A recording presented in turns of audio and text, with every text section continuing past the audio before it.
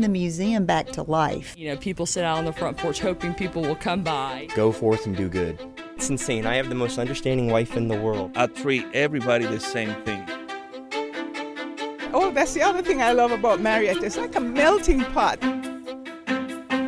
You are listening to Marietta Stories. Each week, veteran podcaster Bill Nowicki brings you the heartwarming, interesting, and fun stories from the people that make the community of Marietta, Georgia, a place to call home. Here's your host, Bill Nowicki. Sounds like we have a common friend in Fontaine. He's a great guy. Oh, he's a great guy. All right, that's Gabriela Anders, and she's coming to Marietta Jazz and Jokes on Saturday, November 13th at 8 p.m. It's going to be a lot of fun, and we're talking about Fontaine Lewis, who runs that place. Let me tell you, it's a gem. Please believe me. That person's coming to Marietta. I said, yeah, sure. And I'm excited to hear more about your story. So you're down in Buenos Aires. I'm originally from here. Yeah. I'm here now. On Saturday, I'm traveling to the States. I'm doing some dates in New York and Pennsylvania, and then I'm going to Atlanta. Oh, great. Yeah, what an interesting time we live in. But I do want to start from the beginning. Tell me about how you got first interested in music. My dad was a jazz musician. Mm-hmm. I grew up with a jazz musician. But he was very respected here in Argentina. He had a big band and was an arranger. He recently died, but he was great saxophone player, great arranger, great band leader. And you know, I grew up listening to jazz. He only permitted jazz in the house, so that was it. You know, there was no pop music, no nothing. Well, I always think of tango and... No, I mean, some tango, yeah. Some tango, yeah, he liked tango. And some Cuban music, you know, but really, like, he was a purist with music and Brazilian music. Yeah. Just really, really high-endy and music, you know, he didn't like any of the most popular music, you know. That was my first knowledge of music, was basically since I was born. Used to go to his rehearsals, and when I was a little kid, parents divorced when I was like 7 or 8. He was called when I was by the Ellington Society. They heard his arrangements, and he was called to present his arrangements and playing in the Ellington, not the father obviously, but the son, and Mercer Ellington, and he kind of brought him to the States.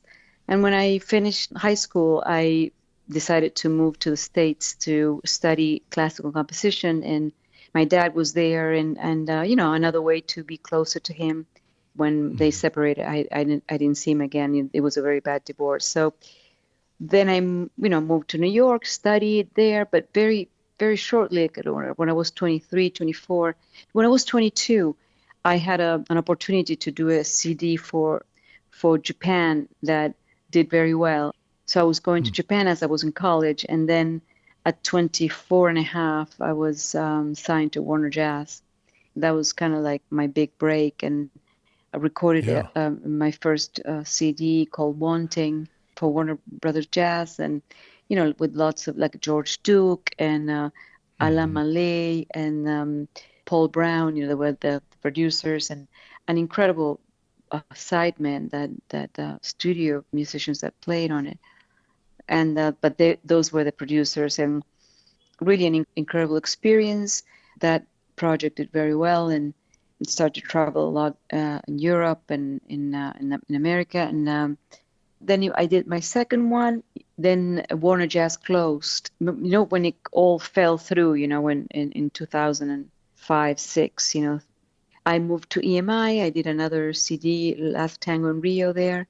And yeah, my career kept going, kept writing and trying to get better at my craft, and singing in different places and different countries. And then I expanded into writing arrangements. And that's my newest project, which is Los Dukes. I wrote the arrangements. It was a tribute to Ellington. You know, I wrote the arrangements for, and I try to do it in kind of unusual ways. I don't know if you have that. Yeah. Otherwise, Yeah. I'll bring it to you. Otherwise, when I see you. Okay. I did that project. I did another project during the pandemic that was piano and voice, which kept me sane throughout this time.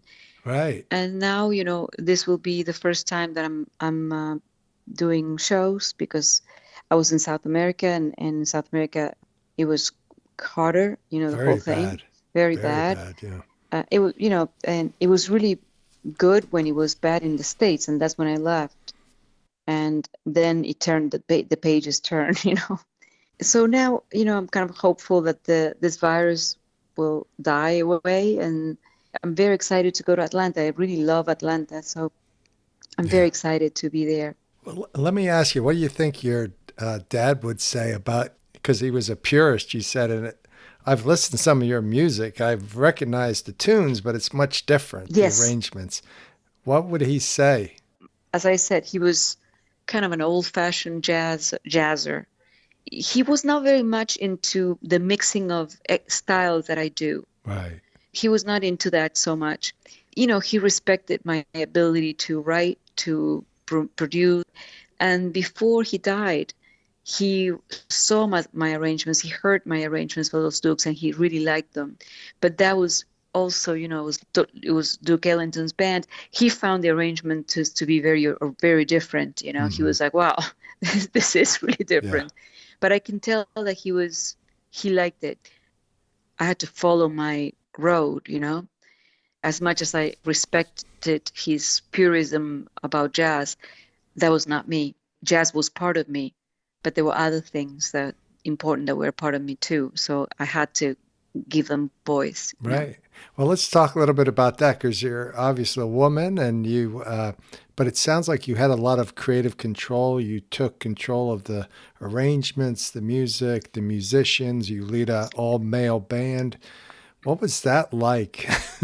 One of the reasons why I moved to the States is because in here, when I started to play when I was 14, guitar and voice, like, alone, right? Mm-hmm. Little clubs. And, they knew me because I was the daughter of, so it was kind of safe to do that. There was always a little bit of a machist kind of a situation here and in Argentina, and I really did not like it. When I went to the States one time to visit my dad, I went to see a show where the woman was the band leader, and I said, "This is where I need to be." Yeah, right. And the minute I was there, as time went on, and I started to write my music and everything. Americans, as usually, are so avant-garde with all this stuff. Mm-hmm. There's no, if the music is good, there's no women or men. Yeah, this is it. And when I started to arrange, I was a little afraid because there are no Latin arrangers, women, Mm-hmm. They are in the American, like Maria Schneider and all that, who do arranging major scale, not like huge, big bands. My thing is more intimate, and it's like more 8 instruments. But I just thought it would be a really interesting thing, that in the Latin world, a woman could do that, and maybe the younger girls can see that it is possible to do it. Yeah. Also from a point of view of a singer. Yeah. Like when you see Mel Torme, who sang so incredibly and wrote arrangements and stuff. It's another level of musicianship. I always try to have as much control as possible over the music. When I was on the major labels, sometimes it was hard to do. Right. Still, I was able to get my voice heard, and I was quite respected. Growing up in a place like that, knowing clearly what I wanted to do, but it was not so hard once I moved to the States, because that was more where I was supposed to be. The way I am and everything, it clicked better. I felt there was more respect to my voice, not my voice singing, but my voice as a person.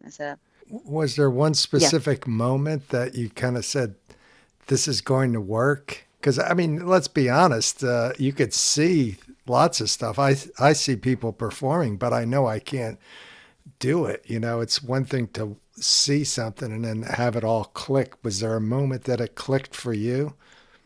I think it was a slow process, because I was very young too. I was 18, 19. I think what helped me was that things were going better and better and better. I was in college. Then I started to travel to Japan. They offered me record deals there. I was traveling, touring there. Then it was Warner Brothers. It was one thing after the next. I was doing commercials as well, singing commercials, because I arrived to the States. I studied classical music, so I could read anything. So I was known for, any live show that they needed on the spot for someone, and someone had to read the music on the spot. Right. They knew that I could do that. I arrived there very well prepared, very well trained, because I went to music school here. I had gone to music school here while I was in high school. So that helped me. That helped my self-esteem, my security, myself. But what really helped was the environment in New York. If you're good, it's very inspiring. I'm no genius, but I was good, and I knew I had something to offer. I don't know. I just there was not one moment that it clicked. It was like one thing clicking after the next. No, it sounded like you just kept following the path and developed your own skills. And you've worked with George Duke, Questlove, yes, Rihanna. I mean, it's amazing. I had a lot of great opportunities for which I'm very grateful to the States. Like a lot of people say to me, "Oh, aren't you bitter that you didn't get to be famous like this one?"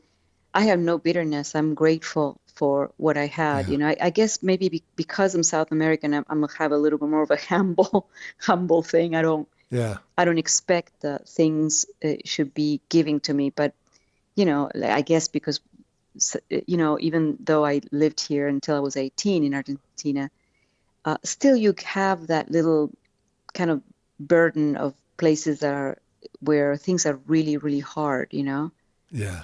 I mean, in the States, things are really hard for other reasons. In terms of possibilities and moving forward and all that, I think the Americans are an example, There's nothing like, an American decides to do something, and boy, there's a reason why Steve Jobs or all of those, Oscar Peterson and Miles Davis, there's a reason why those people are American, Yeah. You know what I mean? It's like there's something about America that has this force, that people want to move for. It's a fire, I don't know. That's terrific. And when people come to Marietta Jazz and Jokes to hear you, and I can't remember the dates, November... It's a Saturday, November 13th, I think. You're coming on the 13th. What should they expect to hear from you? What you will expect is to get a little mixture of some of the songs from Wanting, my first CD on Warner Jazz, and my some of the newer stuff. So it's a mixture of things. It's going to be something that has a little bit of a Latin R&B jazz vibe, a mixture of things. Like I am a kind of a salad. Right. Yeah. So yes, it is Saturday, November 13th, 8 p.m. up Prestige Bistro up in Marietta. Yeah, it's going to be exciting. I am very excited. I'm very excited. I really like Atlanta. So it's a place that I always felt so nice. It's so elegant, and right. I don't know. I love the people. People are very warm there. And you said you like small venues too. This is a nice small venue. Yeah, I do actually. I it's so nice, intimate, and I'm going to be coming from a big couple of big shows at a university that they have a huge auditorium, so that's going to be a little bit of a contrast from that, Yeah. So it's going to be good. Oh, great. Yeah, it's going to be really good. I'm super excited to meet you, and I'm sure folks will love your music, and it's an inspiration to me, and I love hearing positive things about our country and how it inspires other people outside our countries. A lot of the great stuff in the world comes from the States, Yeah. And it's great technology, great everything. There's obviously serious problems, but it's like a relationship. There could be there's no relationship that is perfect. Everything has its difficulties, right? But on the good part of the States is really good. It's really great. have to say I'm very grateful for all the opportunities the States has given me. I lived incredible situations, and I'm very happy about that. Yeah. Well, it's exciting, I bet, too, coming off of COVID to be able to perform in front of a live audience. Oh, my God, yes. That has been really hard, It has changed everything, really. It's really, really, all my musician friends, everybody's really still suffering from those such long months not doing music. It's really hard. It was really hard. So I'm very grateful for that too. Yeah, and I'm sure that'll play into the vibe that you have when you perform live too. People have been thirsting for this type of music for the last year. Yeah, it'll be mutual. We're going to be mutually jumping up and down. Great. Well, again, a pleasure, and thanks for taking the time to speak with me, and everybody should check you out. Thank you so much. Thank you for your interest in my music, and I hope to meet you when I go there. Yeah, sounds great. Please check out Marietta Jazz and Jokes, November 13th, 8 p.m. Gabriela Anders, Fontaine Lewis, and myself will be there. See you soon.